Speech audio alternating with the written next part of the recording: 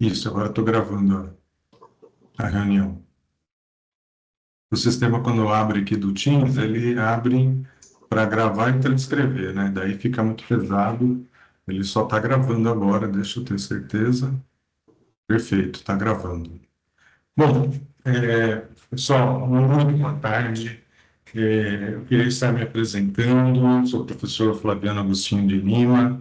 Eu estou aqui substituindo a professora Tessia Maranha, né, que é a nossa responsável de disciplina, uma professora espetacular, né, ela que é como responsável, que vem já há um bom tempo dinamizando a nossa disciplina de análise de investimentos. Eu sou o professor mediador, né, de algumas turmas aqui de análise de investimentos, né, talvez alguns alunos sejam já das minhas turmas, e eu gostaria de ter a oportunidade de a gente estar se conhecendo, mas a ideia, gente, nós estamos cada vez mais buscando uma interação, né, na educação à distância do Centro Paula Souza. Então, essas aulas preparatórias de prova, para a gente é sempre difícil, né, encontrar um melhor horário, porque muitos de nós ministramos aulas à noite, então a gente fica bastante impossibilitado, aula sábado também. Então a gente faz essas aulas, né, principalmente no período da tarde, mas gravando para disponibilizar para todos os nossos alunos, né? Então, como eu disse, a gente vai trabalhar hoje uma revisão bastante objetiva, preparando para a prova presencial no próximo sábado, né? Ou na segunda-feira, conforme a situação do aluno. E assim, qual que é a ideia? Vou fazer um panorama para vocês, muito breve, e a gente já tem uma apresentação preparada com os principais pontos, né? Deixando vocês ainda mais habilitados e preparados para a prova. O que eu queria colocar também, aproveitando, gente, se por acaso cair a minha conexão, né? Às vezes acontece isso, fiquem tranquilos, aguardem que eu retomo, tá bom? Eu volto na conexão, só ter calma, que eu já retomo para restabelecer a conexão, tá legal?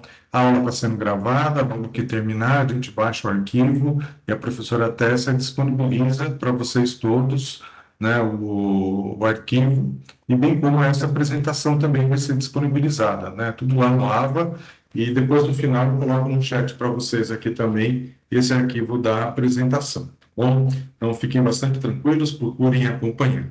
O que eu gostaria, né, até antes de falar nos tópicos especiais, só a gente lembrar que essa prova, né, agora ela vai ser relativa às unidades de aprendizagem número 1 até a número 8, tá? Então, essas unidades, elas trabalham, né, desde a primeira, que ela vai falar sobre a geração de valor nos negócios, a introdução à análise de investimentos, né, a ideia do valor do tempo, do dinheiro no tempo, como valor futuro, calcular prestação, etc. A unidade de aprendizagem 2, a gente fala dos elementos para a composição de um projeto de investimento. Demonstração de resultado de exercício, fluxo de caixa livre, né, que são aí fundamentais para nós estarmos fazendo as análises, a análise de investimento. A unidade 3, ela fala da projeção e avaliação do fluxo de caixa, e já trabalha os elementos, como payback descontado, valor presente líquido, taxa interna de retorno, tá? A unidade 4, na sequência, ela fala da aplicabilidade do valor presente líquido, do VPL, da TIR, do payback descontado, né? Principalmente focando na avaliação de projetos concorrentes. A unidade 5, a gente já fala de risco e incerteza de maneira conceitual. A unidade 6 foi que nós estudamos agora no primeiro fórum avaliativo, e muito boa a participação de vocês, bastante qualificada, que é a unidade sobre análise de risco do projeto. E para vocês lembrarem, a professora Tessia preparou nesse fórum o debate sobre o caso das lojas americanas, né? E ali, né, esses elementos de risco de projeto, como análise de sensibilidade, cenário, ponto de equilíbrio, como se proteger de riscos e assim por diante. A unidade 7, ela fala do custo de capital, custo médio ponderado de capital, capital de terceiros, capital próprio, risco do país, né, todos esses elementos. E a unidade 8, né, que encerra essa primeira parte relativa ao conteúdo da prova, fala da taxa de retorno exigida para projetos, baseada principalmente no CMPC, custo médio ponderado de capital, que a gente vai abordar aqui em aula hoje, né, as múltiplas taxas de desconto, eu posso ter a CMPC de uma divisão da empresa, corporativa, em project finance e assim por diante, tá? Então, bem rapidamente, para a gente lembrar as unidades de aprendizagem que vocês estudaram, estão estudando, se preparando para a prova nesse próximo sábado, tá bom? Então, vamos lá, ao conteúdo que a gente preparou, tá bom? Estou aqui me esforçando, porque a gente às vezes fica um pouco tímido, né? E essa aula, são os alunos, né, que já estão aí no quinto período, vocês são muito dedicados, e a gente sabe, né, o trabalho que vocês têm, o quanto vocês confiam na FATEC, no Centro Paula Souza, e nesse curso, né, que é um curso que a gente tem uma responsabilidade enorme, que ele é, em sequência, avaliado com nota 5 no MEC, né, então a gente faz de tudo para que esse curso continue crescendo em qualidade, e isso só vai ter sentido com vocês. Então, nós vamos tratar nessa aula aqui, são 5 assuntos, gente. O primeiro assunto é sobre o fluxo de caixa, né? Como dimensionar o fluxo de caixa, a importância dele, quais são os seus componentes. O assunto 2, justamente a TIR, taxa interna de retorno, VPL, valor presente líquido, payback descontado, PBD, né? O assunto 3 é um exercício, né, comentado sobre o valor presente líquido e o payback descontado, um exercício muito próximo da prova, né? Depois do assunto 4, a gente vai falar sobre análise do ponto de equilíbrio e a gente conclui no assunto 5, justamente com o custo médio ponderado de capital. Então, o que está colocado aqui nos slides, ele ajuda a passar por muitos pontos nas 8 unidades de aprendizagem, né, e focado nesses elementos, né, que tem uma probabilidade maior de cair na prova. Eu não sei a prova, como vai ser o conteúdo da prova, né, mas a gente sabe que esse material preparado com muito carinho pela professora Tessia, ele está bastante ligado ao conteúdo da prova, tá bom? Às vezes, pessoal, fiquem muito à vontade para levantar a mão para fazer alguma pergunta, tá bom? Não tem problema. Eu vou tentar manter a nossa aula aqui em uma hora, né, cravado, um pouco mais, um pouco menos, tá? E fiquem muito à vontade de fazer alguma pergunta ao longo, tá? Pode ser, mas levanta a mão para olhar no chat, porque a gente sabe que alguns não conseguem estar falando aí porque estão em ambiente de trabalho, né? E então facilita aqui para mim que eu fico muito concentrado no nosso slide aqui, olhando para a gravação, tá bom? Então a gente tem esses temas e a gente começa então pelo primeiro ponto, assunto 1, dimensionamento do fluxo de caixa, né? Então a gente coloca assim que o aspecto mais importante na decisão de investimento é justamente ter um bom fluxo de caixa, né, que está relacionado àquele projeto de investimento, gente.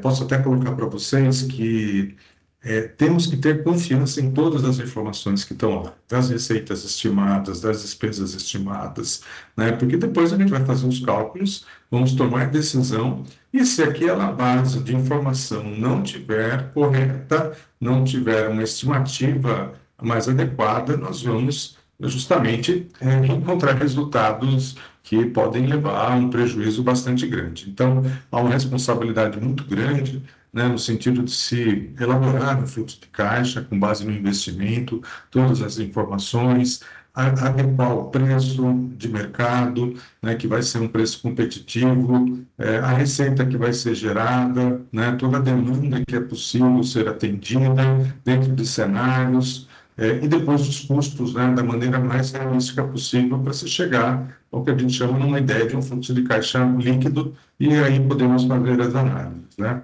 E com isso, a gente vai poder ter um conhecimento com esse fluxo de caixa dos benefícios futuros e a sua distribuição ao longo da vida do projeto, né?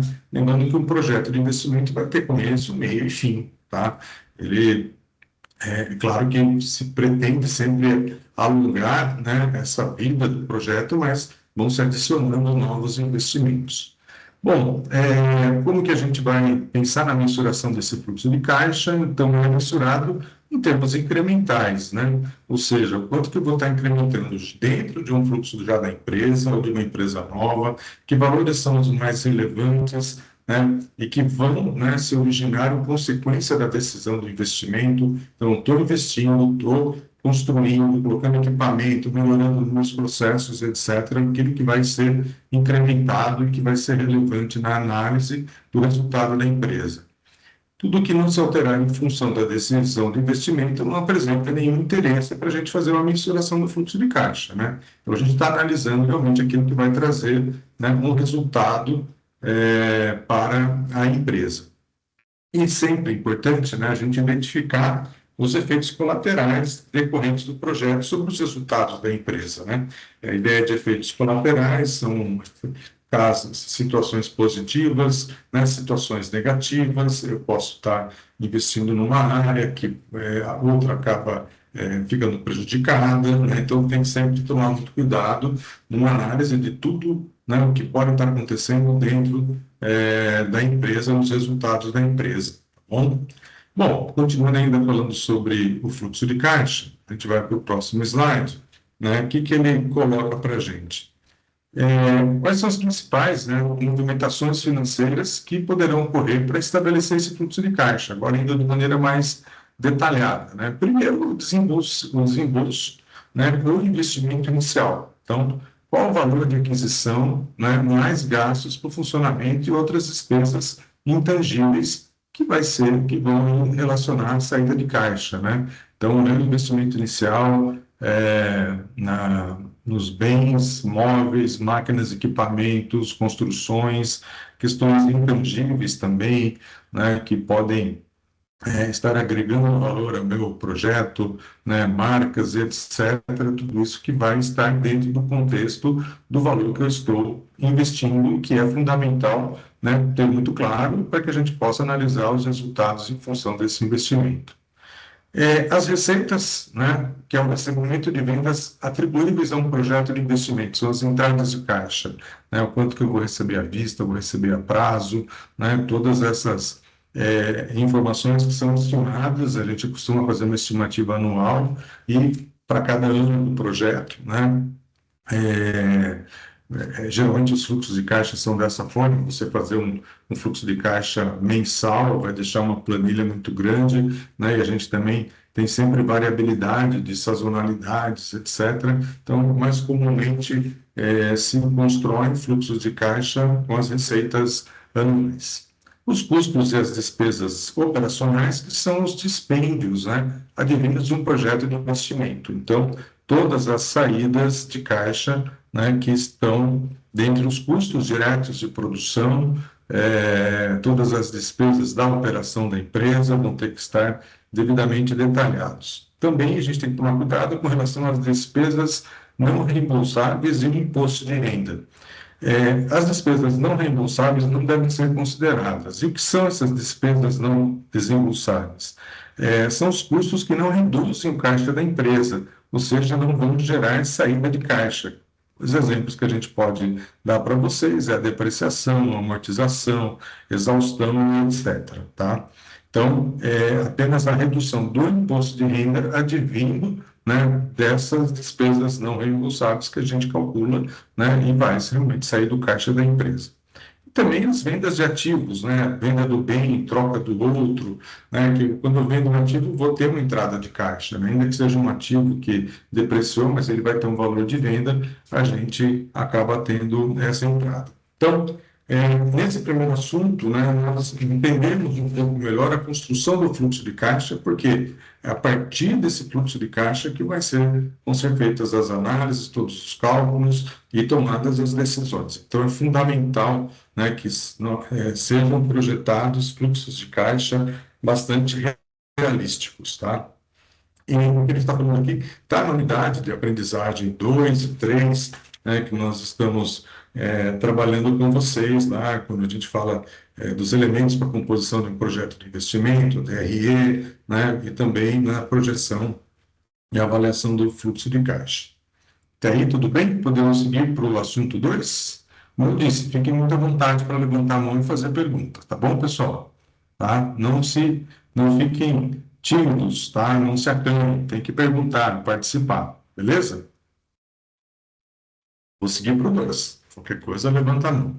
Agora a gente chega, né, justamente nas definições, tá, de conceitos importantes como a taxa interna de retorno, o valor presente líquido e o payback descontado, né? Então, aqui eu vou colocar para vocês, né, a gente vai colocar um pouco as fórmulas, dar um exemplo de um cálculo, trabalhar conceitualmente e fazer essa demonstração para vocês, tá? Então, a gente começa com a definição do valor presente líquido, que está na unidade de aprendizagem 1 e 3. Então, aqui veja, o valor presente líquido, VPL, permite que você compare o valor presente do desempenho futuro dos seus lucros com o investimento inicial. Para cálculo do VPL, a equação é a seguinte. Então, o VPL vai ser igual meu investimento inicial, que entra com sinal negativo, mais os fluxos de caixas a valores presentes, tá? Valor presente líquido, gente, é a gente pegar um fluxo futuro, esse fluxo de 1, 2, 3, 5 anos, né? A cada ano eu vou calcular o valor presente desse fluxo, né? Descontada uma taxa, né? Uma taxa de juros, uma taxa mínima de atratividade, que a gente vai falar desse conceito daqui a pouco, né? Para que eu, somando esses resultados, né, ele tem que ser maior do que o investimento feito. Então, por isso que a gente trabalha com uma regra de que o VPL precisa ser positivo para nós continuarmos, né, analisando um projeto. Então, dando um exemplo aqui conforme o slide, deve-se calcular o valor presente do fluxo de caixa futuro. Assim, se o valor futuro em um ano é de 120 mil, e a taxa de juros envolvida é 16% ao ano, deve-se dividir 120 por 1,16, porque 16% eu pego 16, divido por 100 e somo mais 1, que vai dar um valor de 103.448,28. Pessoal, só para a gente fazer uma analogia, imagine que eu tenho um cheque pré-datado para receber, para daqui um ano, 2, 3. E eu vou lá ao banco, falo, olha, tem esses cheques aqui, são bons cheques, eu vou receber daqui a 2, 3 anos, eu quero que você me adiante esse dinheiro. O que o banco vai fazer? Pegar os juros e descontar desses valores futuros o valor atual, né? E você vai receber, claro, um valor bem menor do que o valor nominal de cada um desses cheques, tá? Então, dando essa analogia para vocês, é a ideia do valor presente de cada fluxo futuro que eu tenho no meu fluxo de caixa. A fórmula a gente tem aqui, né, o valor presente é igual ao valor futuro dividido por 1 mais N, né, elevado, 1 mais N, a taxa, perdão, elevado a N. Tá? Então, a gente vai ter aqui VP, o valor presente no desempenho futuro, né, VF, né, que é o valor futuro, e taxa de juros, e N são os períodos. Então, um exemplo aqui, VP igual a 120 mil dividido por 1 mais 16 elevado a 1, porque é um ano, tá? Que vai dar esse resultado de 103.448. Então, veja, 120 mil, que está para daqui a um ano. Quanto que ele vale hoje? Descontado em 16%. 103.448,28. Veja quanto que a gente perde aí, tá? Estou vendo aqui o comentário da Sheila, verdade, Sheila. Os alunos nem sabem o que é cheque, né? Eu estou antigo nessa. Então, vamos dizer aí uma fatura futura de cartão de crédito, tá? Um recebível. Mas bem colocado aí, Sheila, tá? Mas é essa a ideia, né, de um valor futuro a ser recebido, para saber quanto que ele vale hoje. Alguma dúvida aqui da fórmula do valor presente, pessoal? Acho que alguém está com o microfone aberto aí. Está dando uma interferência aqui. Eu vou tentar silenciar aqui. Acho que já parou de fazer barulho. Alguém está comigo aqui, né? Bom, pessoal, então, seguindo, depois a gente vai ter a definição da taxa interna de retorno, a famosa TIR. Gente, a gente tem aqui na definição, a TIR é a taxa de desconto que iguala as entradas e as saídas de caixa, ou seja, é a taxa que anula o VPL. Então, se eu tiver um fluxo futuro um fluxo futuro de caixa, né? Quero trazer valor presente. Se esse valor presente for igual a zero, a taxa, né, que fez ele dar igual a zero é a famosa taxa interna de retorno.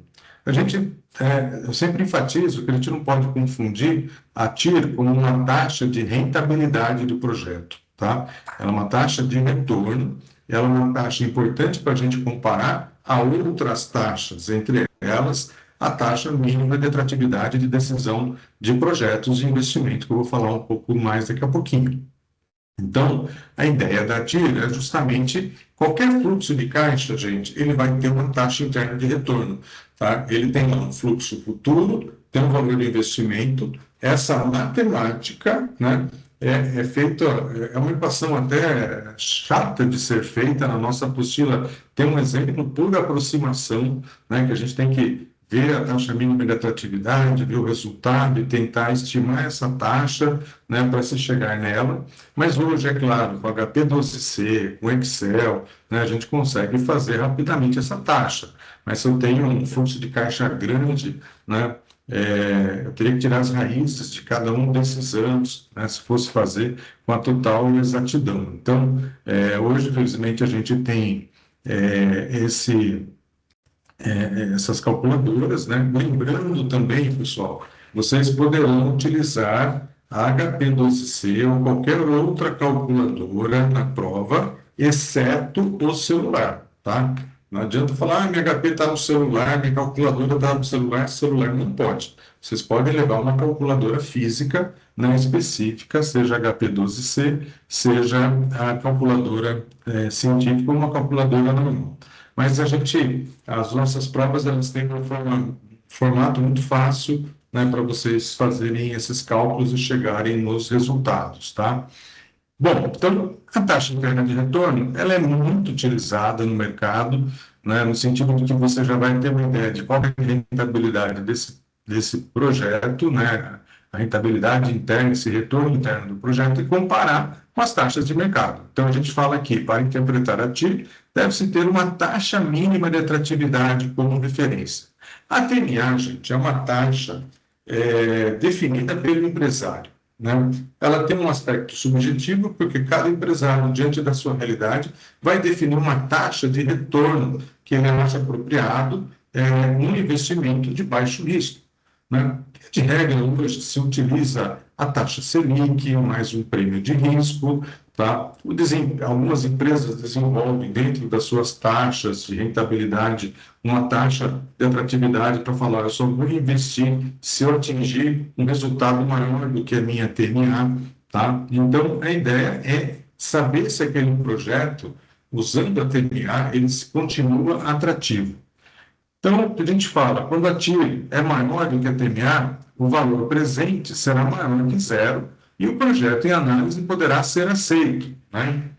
Já que retornará mais do que os investidores desejam. Então, a TMA, esse é o mínimo de atratividade. Então, se eu tenho uma TIR maior do que a minha TMA, quer dizer, vai dar um resultado mais positivo. Então, eu vou continuar analisando esse projeto, né? A gente faz vários outros cálculos, a gente calcula índice de lucratividade, não é agora, não é para a prova, ROI, retorno sobre investimento adicionado, enfim, né, para ter uma avaliação completa da decisão desse investimento. Até aí, beleza, pessoal? Sobre a definição da TIR? Alguma colocação? Temos perguntas aqui antes de seguir no chat. A Marta falando, esse material será disponibilizado no final da aula, sim.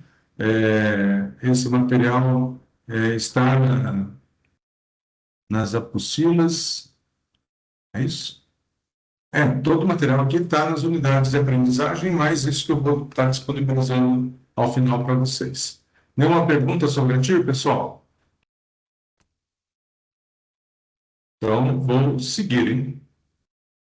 Bom, agora a gente chega no conceito do payback descontado, né? A gente, inclusive, tem o famoso payback simples e o payback descontado. O payback simples, né? A gente calcula qual é o retorno do investimento, né? Sem considerar juros, em quanto tempo eu vou recuperar. Então, eu investi 1 milhão, ele vai me dar 500 mil por 4 anos, em 2 anos eu estou recuperando esse investimento sem calcular nenhum tipo de juros.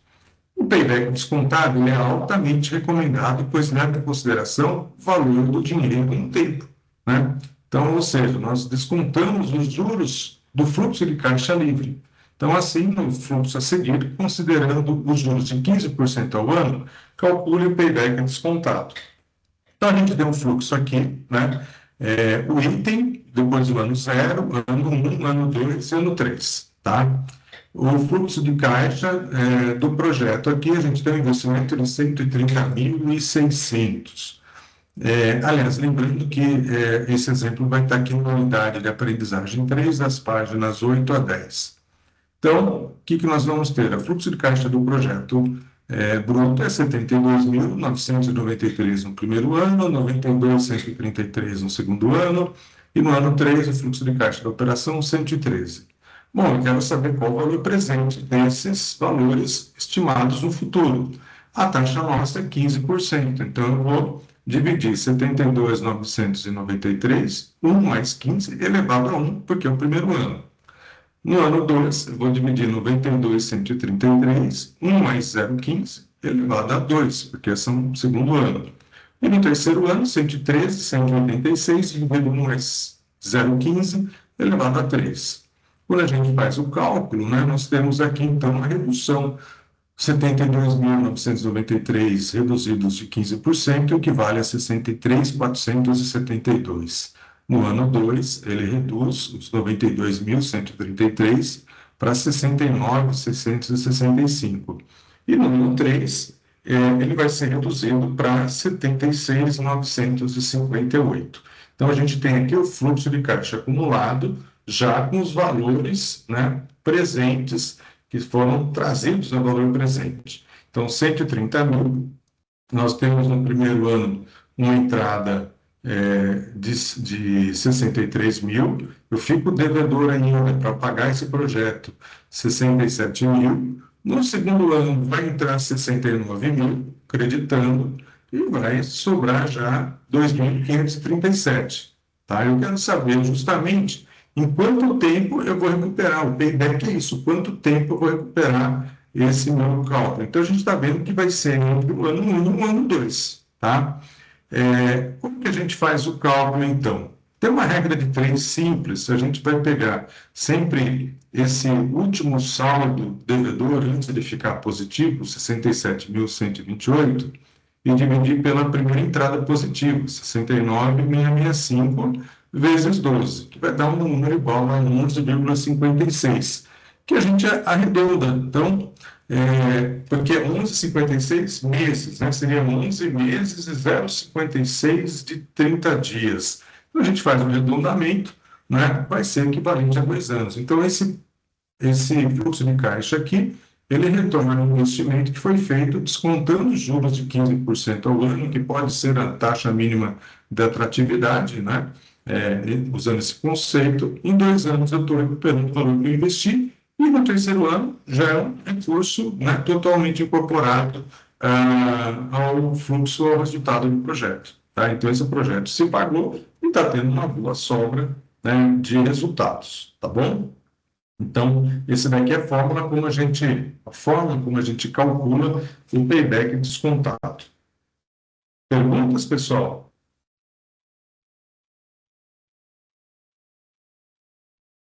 Vocês estão muito silenciosos, hein? Podemos seguir? Então, vamos seguir. A Sheila vai perguntar. Porque se eu tomo água.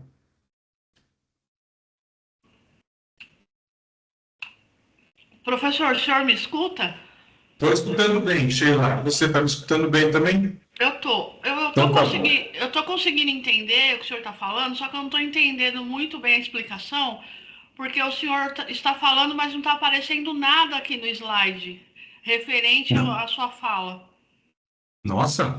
Só aparece assim, assunto 1, dimensionamento de fluxo de caixa. Mas esses exemplos de payback, Não, que o senhor está falando, eu não estou vendo. gozado, porque eu tô andando com a tela aqui.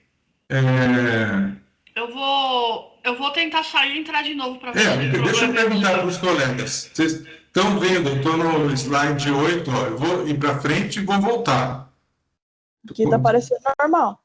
Tá normal, né? Acho que é o seu, viu? Ah, então eu vou sair e vou entrar de novo. Isso, Ah, então tá bom. Tem uma pergunta da Maria Fernanda. Esse 67.128, ele é negativo, ele está aqui entre parênteses, tá? Porque ele tinha 130 mil negativo, creditou 63.472. Maria Fernanda, fica 67.128 negativo, está entre parênteses, tá? Depois acredita 59.665, que está em azul, fica positivo 2.537. Confere, Maria Fernanda. Professor, Oi. por que ele creditou esse 59.665, então? Porque Como que fez pra ficar é o valor em cima. Ó, vamos lá. A gente tem um fluxo de caixa da operação que foi o estimado. No ano 1, 72.993. No ano 2, 92.133, correto? Sim, Está correto. vendo aí? E no ano 3, 113. Esses valores são futuros. Eu trago eles a valores presentes. Então, por isso que a gente faz a operação logo na linha de baixo. Eu vou pegar o valor, usando o exemplo do ano 2, 92.133, dividir por 1 mais 0,15, que é a taxa de juros, elevado a 2, porque é o segundo ano.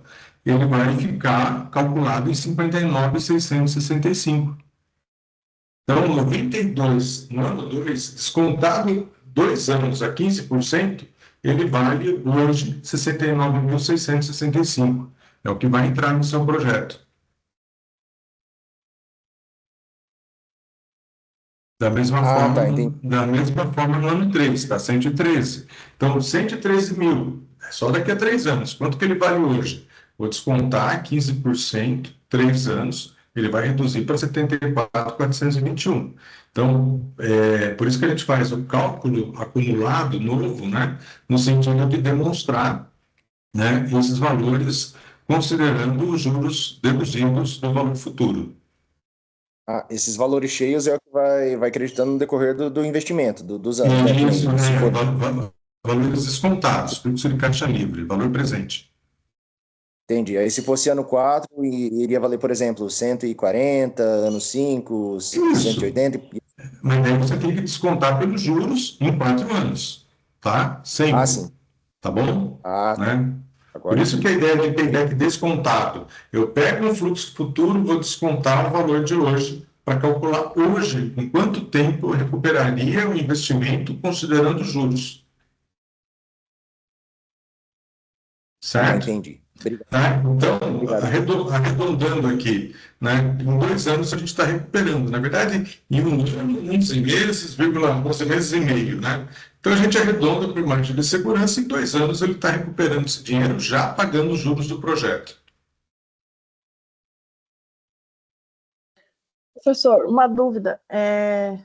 Esse 72.993 do ano 1, ele saiu da onde? Não, isso daqui é estimado, tá?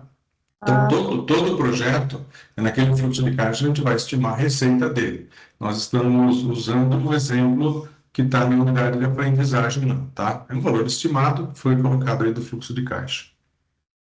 Tá? Tá É para demonstrar o cálculo para vocês o conceito de payback descontado. Certo?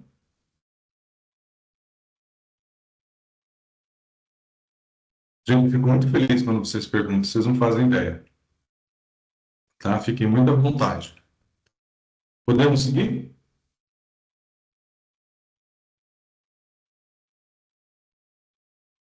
Vamos lá? Pode. Então, vamos lá. Agora, um exercício comentado do valor presente líquido e do payback descontado, tá? Então, esse exercício aqui, na verdade, eu poderia passar ele para vocês, dar um tempo, mas eu estou com medo da aula se estender demais, porque eu cheguei na metade agora, né? Então, talvez eu falar do exercício, vocês depois fazem aí no momento que puderem, né? Qualquer dúvida, colocam lá no fórum com seus mediadores, né, para tirar dúvida. Mas ele é bastante interessante. É um exercício praticamente similar ao que era a prova, tá bom? Então, eu queria comentar eles com vocês, vou falar do enunciado, né, e prestem bem atenção. Se for o caso, eu já posso fazer um print aqui e colocar para vocês no chat. Então, o enunciado do exercício. De acordo com o Damodaran, 2004, projetos são considerados mutuamente excludentes quando apenas um entre os demais pode ser aceito pela empresa. Então, a ideia de projetos mutuamente excludentes, eu tenho 3 projetos, só um que vai ser aceito, tá? E por diversos motivos, eles são mutuamente excludentes, pois cada um dos projetos pode proporcionar um resultado interessante, mas diferentes. E um deles com melhor performance, né? Então, você sempre tem que escolher, dentre os projetos, aquele com melhor desempenho, melhor performance. Portanto, ao se escolher entre projetos mutuamente excludentes, a empresa deve escolher o projeto que mais acrescenta valor. Então, com base no texto acima, né, nesses conceitos, vamos supor que uma empresa precisa avaliar 2 propostas alternativas, mutuamente excludentes, ou seja, só uma vai prevalecer, para alavancar seus resultados. Em uma primeira proposta, a empresa precisará investir R$350 mil em propaganda e promoção e espera ganhar 110 mil ao ano nos próximos 5 anos. Pela segunda proposta, a empresa precisará gastar mais em propaganda e em promoção e um total de 450 mil, esperando ganhar 150 mil ao ano nos próximos anos, tá? Ou seja, eu tenho 2 propostas, uma com investimento de 350 mil, que vai dar 110 mil por ano durante 5 anos. A segunda proposta ela é 100 mil reais maior, vai para 450 mil, mas ela indica um ganho de 150 mil ao ano nos próximos 5 anos. E daí ele fala, considerando que os projetos têm uma taxa mínima de atratividade TMA de 12,75% ao ano, avalie as afirmações, tá? Então, esse daqui é o enunciado. Deixa eu só pegar aqui no chat para vocês, um segundinho.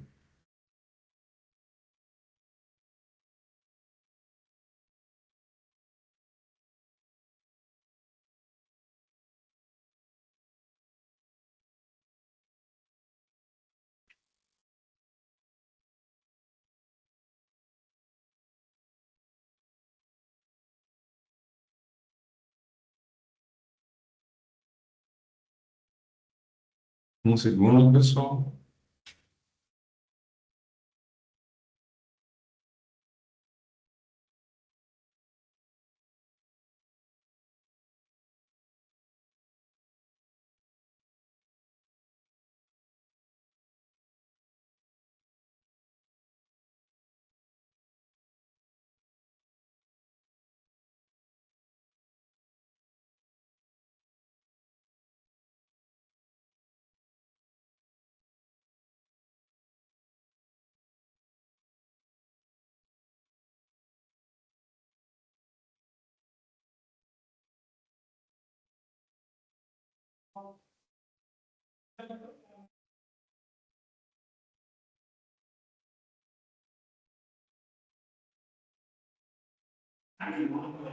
Então, eu coloquei o enunciado para vocês e vamos lá, né? A ler, a gente viu o enunciado, né? 2 projetos, e daí o exercício faz o seguinte: quais são as afirmações aqui? O valor presente líquido da primeira proposta é maior que o VPL da segunda proposta. Além disso, o valor investido da primeira proposta é maior, né? 2. O período de payback descontado da primeira proposta é maior que o da segunda proposta. Portanto, essa segunda proposta é que deveria ser escolhida por retornar o valor investido em menor tempo. 3. O período de payback descontado de ambas as propostas acontece antes de 3 anos e 11 meses, portanto, ambas seriam aceitáveis caso não fossem excludentes. E 4. as duas propostas possuem valor presente líquido positivo, sendo que o VPL da segunda proposta é maior e por isso deve ser aceita. É correto apenas o que se afirma na letra A, na 1 e na 2, na letra B, na 2 e na 3, na letra C, na 2 e na 4, na letra D, na 3 e na 4 e na letra I, na 1 e na 4. Então, cabe agora a gente fazer o cálculo desse exercício. E a gente está aproveitando aqui nesse exercício, passando para vocês como que a gente vai calcular de uma maneira mais, vamos dizer, manual, né? Pegando só a calculadora simples, montando essa tabela, ou usando depois HP12C. Eu vou dar esses dois exemplos para vocês. Então, agora, eu vou mostrar aqui como que a gente faz esse cálculo na raça, né, no manual. Então, para a solução do exercício, de acordo com as afirmações 1 até a 4, será necessário calcular o payback descontado e o valor presente líquido de cada uma das propostas para realizar a análise. Vamos ver, né, a construção dos cálculos ao lado. Então, a gente tem na proposta 1, pessoal, um investimento de 350 mil, são 5 anos, um resultado de 110 mil. Então, a gente coloca aqui um investimento no ano 0, tá? de 350 mil, e os valores futuros foram fixados em 110 mil, né? No ano 1, 2, 3, 4, 5. Bom, qual que é a fórmula, né, para a gente calcular esse valor, esse fator de divisão? É 1 mais I, que é a taxa, elevado ao período do projeto, N, né? Então, aqui vai ser 0, 1, 2, 3, então a gente vai ter a fórmula. Montando a fórmula, que é o fator de divisão, né, para descontar aqueles valores futuros, a gente vai ter, claro, no ano 0 vai ser 1, o fator de divisão no primeiro ano vai ser 1,1275, no segundo ano 1,2713, até chegar no quinto ano 1,8221. O que a gente tem que fazer, né? Como nós vimos naquele exercício anterior, eu tenho que fazer essa divisão pela taxa de juros e pelo prazo, a gente vai ter, então, esses valores aqui. Os 110 mil cai para 97, 560 e 98. No segundo ano, ele reduz para 86, 528,58, até chegar, quer dizer, mesmo valor lá no quinto ano, descontando uma taxa de 12,75% ao ano, né? Ele vai reduzir para 60.368,44. E a gente tem essa última coluna, que é o saldo acumulado pelo valor presente. Então, eu tinha 350 mil de investimento, no valor presente do primeiro ano, 97 mil, vou creditar, fico com saldo devedor ainda de 252, vou creditar 86 do segundo ano, fica devedor menor, 165.910, credito o terceiro ano, 76.743, ainda estou devedor 89, no quarto ano, credito 68 mil, já reduziu para menos 21, chegou no quinto ano, entrou a última parcela, né, com valor presente, 60.368, eu vou ter aqui o resultado de 39.267.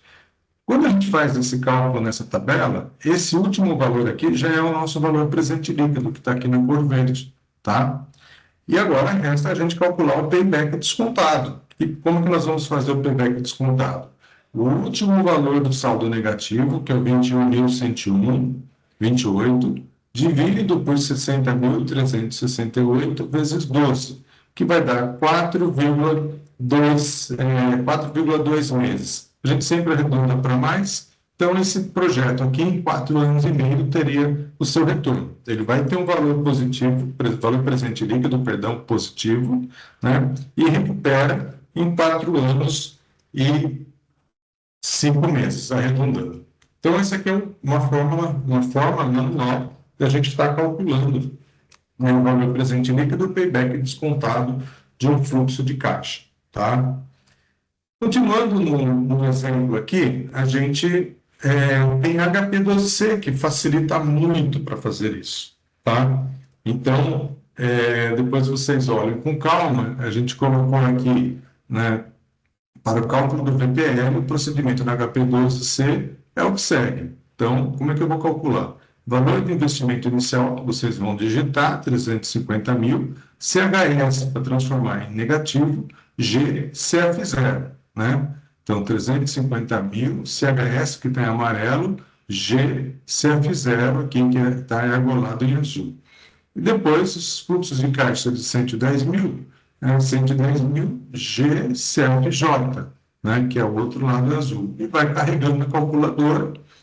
Depois de colocar os valores todos, eu vou digitar a taxa mínima de atratividade, 12,75, digito no I, e depois só clicar FNPV, né? E ele vai trazer para a gente aqui o valor presente líquido para vocês. Então, aqui embaixo eu coloquei como é que vocês devem fazer passo a passo, 350 mil CHF, CHS, GCF0, depois 110 mil GCFJ, e vai carregando, 12,75, e depois FNPV vai dar 39.267. Então, rapidamente consegue fazer com HP12C aquele resultado que nós demonstramos no slide anterior para todos vocês. Entenderam, pessoal? Então, é bem tranquilo com a HP12C para fazer esses cálculos, né? Mas não precisa da HP12C na prova. Uma calculadora normal dá para fazer o cálculo, tá? Tem ainda para entender, pessoal?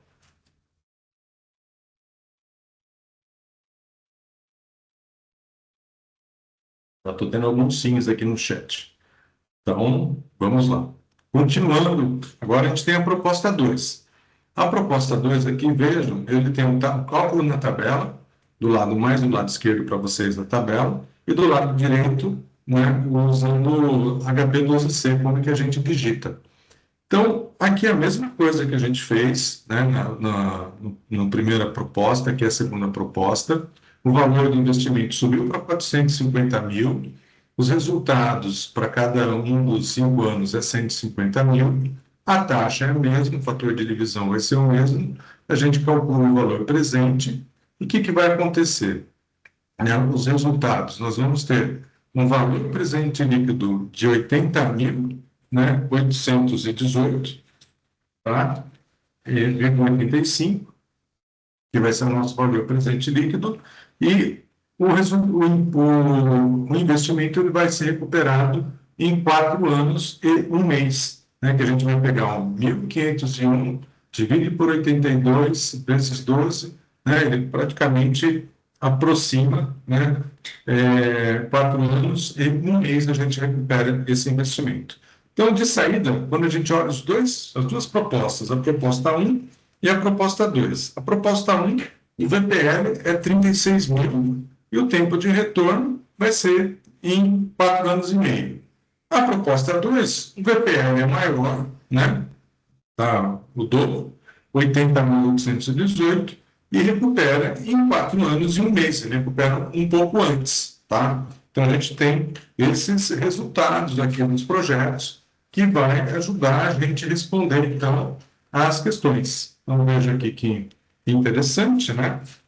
Então, as afirmações. O valor presente líquido da primeira proposta é maior que o valor presente líquido da segunda proposta. Além disso, o valor oferecido na primeira proposta é maior. Justificativa. A alternativa 1 é falsa, pois o VPL da primeira proposta é 39.267, valor este menor que o VPL da segunda proposta, 80.818. E o valor investido na primeira proposta é menor que o da segunda. Então, a primeira proposta é falsa. A segunda afirmação fala: o período de payback descontado da primeira proposta é maior que o da segunda proposta. Portanto, essa segunda proposta é que deveria ser escolhida por retornar o valor investido em menor tempo. Essa afirmação 2 é verdadeira, pois o payback da primeira proposta é de 4 anos e 5 meses, valor este maior que o payback da segunda proposta de 4 anos e 1 mês. Portanto, a segunda proposta tem retorno mais rápido e, em termos de payback descontado, é a melhor proposta. Então, a alternativa 2 é uma alternativa verdadeira. Vamos ver a alternativa 3. O período de payback descontado de ambas as propostas acontece antes de 3 anos e 11 meses. Portanto, ambas seriam aceitáveis caso não fossem excludentes. A alternativa 3 é falsa, né? A gente já viu que o payback descontado da primeira proposta é 4 anos e 5 meses, da segunda proposta é 4 anos e 1 mês, portanto, ambas são maiores do que o período de payback descontado de até 3 anos e 11 meses mencionado na afirmação. A afirmação está falsa, porque o payback é maior, aí o tempo de retorno. E a última afirmação, 4, né? As duas propostas possuem valor presente líquido positivo, sendo que o VPL da segunda proposta é maior e por isso deve ser aceita. A alternativa 4, então, é verdadeira, pois o VPL da primeira proposta é 39 mil e o VPL da segunda proposta é 80.818, portanto, ambas positivas, sendo que a segunda proposta deve ser aceita, pois tem maior VPL, né? A gente sempre aceita a proposta com maior VPL. Então, a resposta do exercício, né, a alternativa C, né, é a que deve ser escolhida, pois é correto apenas o que se afirma nas assertivas 2 e nas assertivas 4. Né? Então, esse daqui é um exercício que ajuda a revisar os conceitos, a fazer os cálculos, tanto no manual quanto no HT12C, né, e a gente trabalha esses conceitos bastante importantes, né, que são do payback descontado do valor presente líquido. Certo, pessoal? Alguma dúvida? Né? Recomendo vocês assistirem de novo o vídeo com calma depois, que vai estar gravado para vocês. Mas fiquem à vontade para perguntar.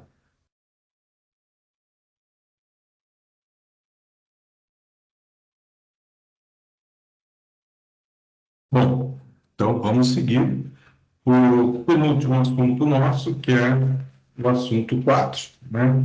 E ele fala da análise do ponto de equilíbrio, né? Então, aqui é bastante simples esse conceito, né? Então, ele coloca no ponto de equilíbrio, as receitas totais se igualam aos custos e despesas totais, tá? Então, portanto, acima do ponto de equilíbrio, né, ocorre lucro. Abaixo do ponto de equilíbrio, há prejuízo. Né? O conceito de ponto de equilíbrio contábil é quando o lucro contábil é igual a zero. A empresa empatou. Ela conseguiu até ali cobrir todos os seus custos, então por isso que ela encontrou o ponto de equilíbrio. Tá? A ideia de ponto de equilíbrio econômico é o lucro representado pelo custo de oportunidade de investimento feito pelos investidores. Então, é o mínimo que compensa o investimento. Então, ali ele vai descontar os resultados a juros, né, para fazer uma melhor análise e saber se aquilo está realmente sendo interessante para a empresa e para o investimento. Então, o ponto de equilíbrio é usado na análise de sensibilidade diante de possíveis cenários, né? Então, a gente sempre trabalha aí com cenários. Então, a gente já vai ter um exercício aqui, né? Eu vou tentar ler com calma, até para vocês prestarem bem atenção. Então, suponha que determinada empresa atinge seu ponto de equilíbrio contábil vendendo 400 unidades de seu produto, tá? Então, a gente vai ter essa tabela, vendas 400 unidades a R$600 cada uma, que equivale a R$24 mil de receita, né, que está aí no 100%. Menos custos variáveis, são 400 unidades, são custo variável cada uma de R$8, que dá 3.200. Menos despesas variáveis, né, 400 unidades a R$2, o que dá R$800. Igual ao lucro marginal. Então, 24 mil menos 3.200 menos 800 é igual a 20 mil. Mas vejam que, além dos custos variáveis e despesas variáveis, ela tem um custo fixo ainda de 20 mil. Tá? Então, 20 mil de lucro marginal menos custo fixo 20 mil, o lucro operacional dela está sendo zero. Tá? Então, aqui na tabela tem as informações para a gente fazer esse exercício aqui. Então, a empresa deseja avaliar o impacto de aumentar simultaneamente no próximo período as despesas e os custos fixos, né, para 24 mil e o preço de venda unitário para 62,50. Então, a gente viu ali as vendas, né, que é 400 unidades a R$ 60, e ele está falando o seguinte: eu quero aumentar meu custo fixo para 24 mil e o preço de venda unitário 62.050, tá? Então, como que a gente calcula esse novo ponto de equilíbrio da empresa? Então, nós vamos aqui para o próximo slide.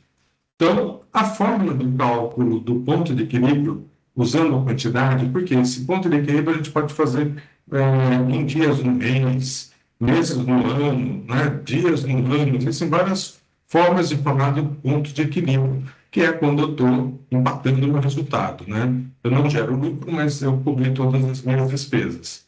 Para fazer esse cálculo, a fórmula é ponto de equilíbrio igual custos e despesas fixos dividido pela margem de contribuição unitária, né?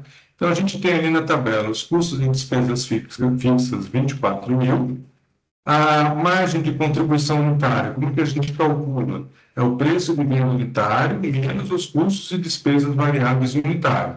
Então, a gente tem uma margem de contribuição unitária, que é o novo preço, 62,50, menos, né, que a gente viu ali, os custos e despesas variáveis, e somando dá R$ 10, né, por unidade. Então, ele vai ter uma margem de contribuição unitária igual a 52,50.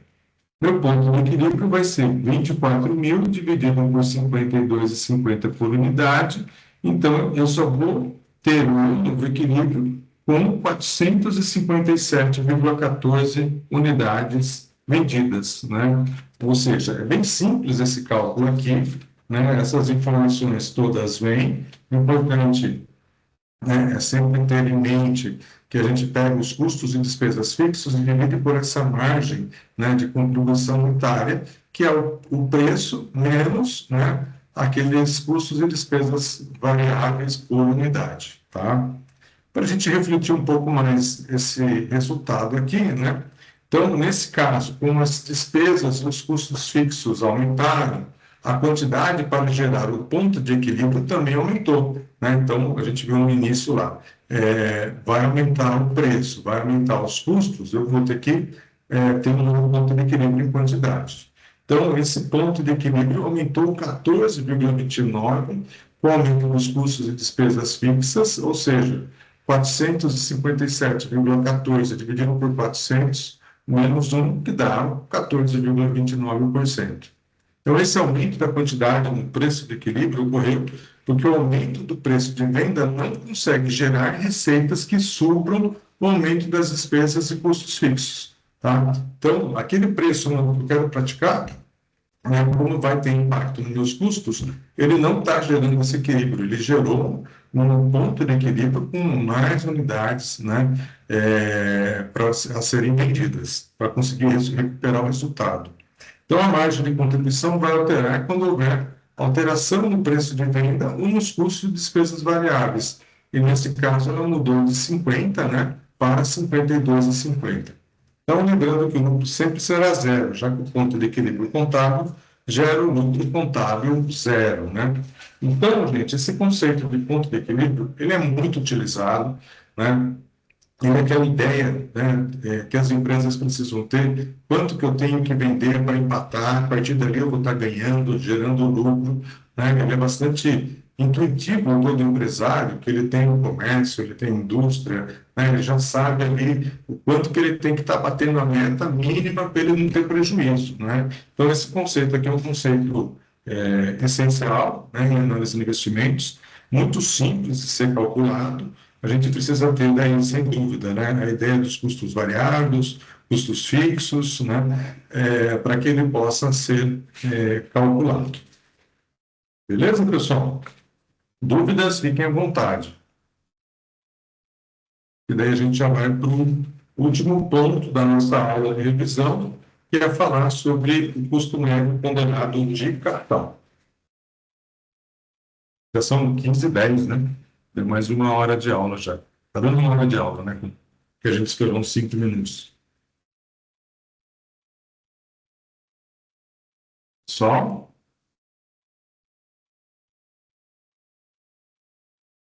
A Marta está com uma pergunta aqui, né? Por que que subtrai 10? Porque 10 R$ 10, quando a gente... Eu vou botar na tabela para você aqui, ó.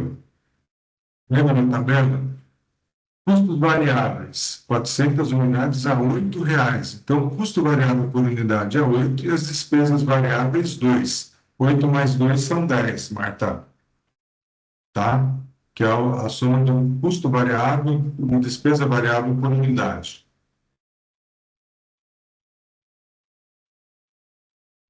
Tá? Daí vocês dando uma lida com calma, né? Eu tenho certeza vão entender porque a aula aqui, montada pela professora Tessia, está bastante didática, viu? Bom, então chegamos aqui agora ao assunto 5, custo médio ponderado de capital. Né? Esse conceito aqui também é muito utilizado no meio empresarial, investimentos, né? Porque a empresa tem que ter exatamente como que eu tenho o custo do capital da empresa, seja o capital próprio, capital de terceiros e assim por diante. Então, vejam aqui, várias fontes de financiamento para os diversos, né, investimentos a serem feitos. Quando eu tenho investimento numa empresa, eu vou usar recurso próprio, vou utilizar recursos do BNDES, posso utilizar recursos de um banco. Então, toda fonte que vai financiar aquele investimento vai ter um custo de juros. Eu quero ponderar, né, esses juros em relação ao capital que eu estou investindo. Então, quando há várias fontes de financiamento para um determinado investimento, é preciso verificar a taxa mínima de atratividade que faz com que o projeto de investimento seja viável ou não. Mas vamos entender melhor o custo médio ponderado de capital, que ele tem uma metodologia própria, né, que vai possibilitar esse cálculo da TMA. Então, quando a gente calcula o custo médio ponderado de capital aqui, eu estou aproximando uma taxa mínima de atratividade que a empresa vai ter que ter um resultado maior do que ele. Então, o custo médio ponderado de capital significa a ponderação de cada um dos custos de capital a serem utilizados para o projeto de investimento. E os custos de capital são decorrentes de financiamentos com terceiros, por exemplo, dívidas no mercado financeiro, o capital próprio, porque o próprio empresário tem uma ideia de rentabilidade do seu recurso e isso ele vai ter que atribuir no projeto. Então, como que a gente calcula aqui? Suponha um microempreendedor que possui um restaurante e deseja implementar um sistema delivery. Formas de financiar o projeto dele: 30%, né, com recursos do BNDES, 15% com empréstimo bancário, né, e 55% com recurso próprio. Lá no BNDES, aqui no exemplo só, tá, pessoal? Os juros é 4,5% ao ano. Os empréstimos bancários têm um custo bem maior, 18% ao ano. E o recurso próprio, ele está atribuindo aqui 12,5%, é o dinheiro que ele tem aplicado, a rentabilidade que ele tem do capital próprio. Daí eu vou ponderar, gente, é muito simples, né? Como é que esses dados, como é que eu faço essa ponderação? Então, com esses dados, utilizando o custo médio ponderado de capital, né, CMPC, para o cálculo, vamos calcular o retorno mínimo que a implantação do novo sistema deverá ter para ser interessante a nova realidade do restaurante, né? Então, a gente vai pegar, se é 30% do recurso que eu estou emprestando do BNDES, multiplico por 4,5%, mais 15% que eu estou usando de recursos, né, de empréstimos bancários, vezes 18%, e mais 55% que é meu recurso próprio, vezes 12,5%. Multiplicando um pelo outro e somando, né, a gente vai ter uma taxa, né, um custo médio ponderado de capital de 10,925, que é o custo que ele vai ter efetivo, né, com relação ao capital que ele está utilizando. Então, ele tem que ter uma rentabilidade maior do que os 10,92 para que ele comece a ter resultado, senão no máximo ele está aí empatando também, né? Então, a TMA deve considerar o custo de cada fonte de financiamento e também o peso, né, a participação de cada uma dessas fontes no investimento total, gente. Então, esse daí é o conceito do custo médio ponderado de capital. Nas unidades de aprendizagem, né, a gente tem lá, inclusive, você consegue calcular dentro da empresa, uma divisão da empresa, qual o custo médio ponderado de capital, a gente fala em múltiplas taxas de desconto, né? Enfim, esse conceito é importante. Na verdade, ponderar o quanto de capital e os juros daquele capital em relação ao investimento todo, né? E você chegar numa taxa desses juros que a gente vai estar aqui equivalendo ao conceito da taxa mínima de atratividade, gente. Então, pessoal, eu estou chegando ao final, né, da exposição, da revisão de aula, dos principais conceitos com vocês. Queria ficar à disposição para perguntas, né? Pedir que vocês vejam esse material, se puderem rever o vídeo também, né? É importante, alguma dúvida, enviem para os seus mediadores, né? Porque eu sou mediador de só algumas turmas, mas para a gente tirar, né, essas dúvidas aí antes de vocês estarem realizando a prova no próximo sábado, né?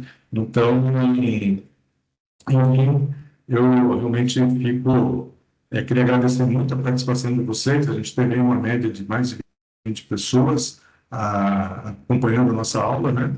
E gostaria de ouvir perguntas. Fique muito à vontade para perguntar, eu voltar a algum ponto, né?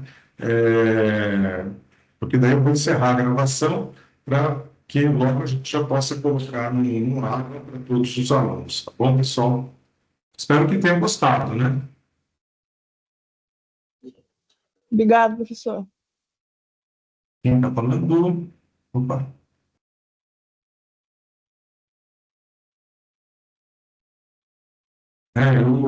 Quer dizer, aqui eu falo pela professora Tessa, né? Ela é espetacular, a aula dela é muito boa também.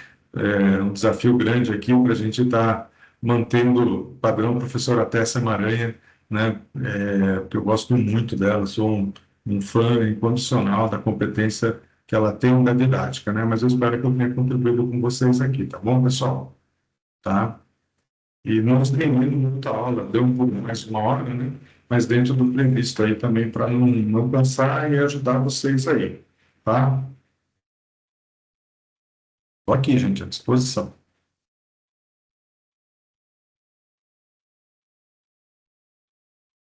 Thaisa desejando boa prova para todo mundo, também desejo muito boa prova, gente. E com calma, serenidade, não esqueçam da sua calculadora, né? Lendo com bastante atenção, que vocês vão ir bem, se Deus quiser.